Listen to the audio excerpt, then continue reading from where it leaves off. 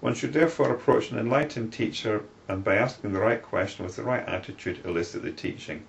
It then becomes an integral part of one's being. The fool asks irrelevant questions irreverently, and the greater fool is he who spurns the sage's wisdom. He is surely not a sage who responds to the vain questions of a foolish questioner. O Rama, you are indeed the best among all seekers, for you have duly reflected over the truth, and you are inspired by the best form of dispassion. And I am sure that what I am going to say to you will find a firm seat in your heart. Indeed, one should positively strive to enthrone wisdom in one's heart, for the mind is unsteady like a monkey. And one should then avoid unwise company. In other words, we don't want to be getting wrapped up in the vagaries of our mind. We don't want to be a slave to our own psychological tendencies. It's a state of wisdom, a state of being, which we can be centered in. Rama, there are 4 gatekeepers at the entrance to the realm of freedom, which is Moksha. They are self-control, spirit of inquiry, contentment and good company. The wise seeker should diligently cultivate the friendship of these, or at least one of them. So we've got self-control, spirit of inquiry, contentment and good company. Again, self-control is about not indulging the vagaries of the mind. Spirit of inquiry. This is an important one, spirit of inquiry. We should always be questioning. If we settle into any particular belief, then we've lost it. We should always question our beliefs. Contentment perhaps gives the idea as, well, we've got it sorted, we can just put our feet up and relax. But contentment is feeling secure in what you're about. Contentment isn't about inactivity. It's about that state of integration that was mentioned earlier, where that wisdom becomes integral to our being, the teaching becomes integral to our being, and good company. Well, you certainly don't want bad company. Vasistha continued, with a pure heart and a receptive mind, and without the veil of doubt and the restlessness of the mind, listen to the exposition of the nature and the means of liberation, O Rama. For not until the Supreme Being is realized will the dreadful miseries of birth and death come to an end.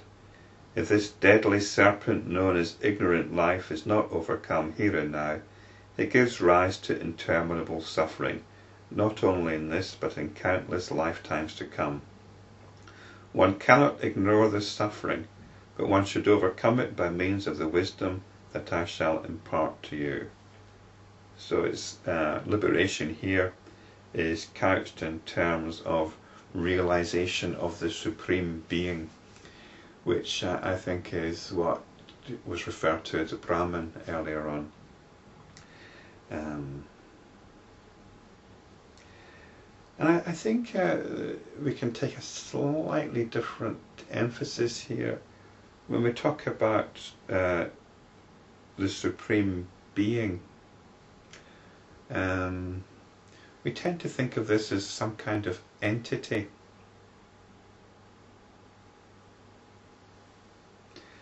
I wonder if we can just take it as Supreme Being. We're all being. Is there not a supreme way of being?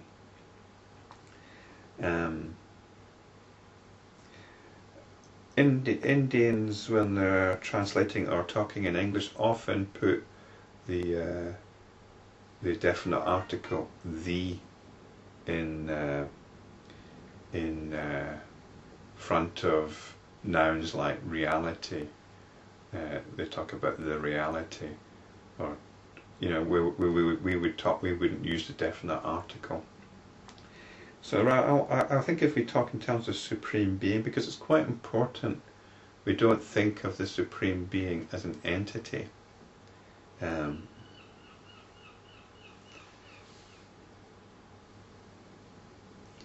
O Rama, if you thus overcome this sorrow of repetitive history, that's samsara, you will live here on earth itself like a god, like Brahma or Vishnu.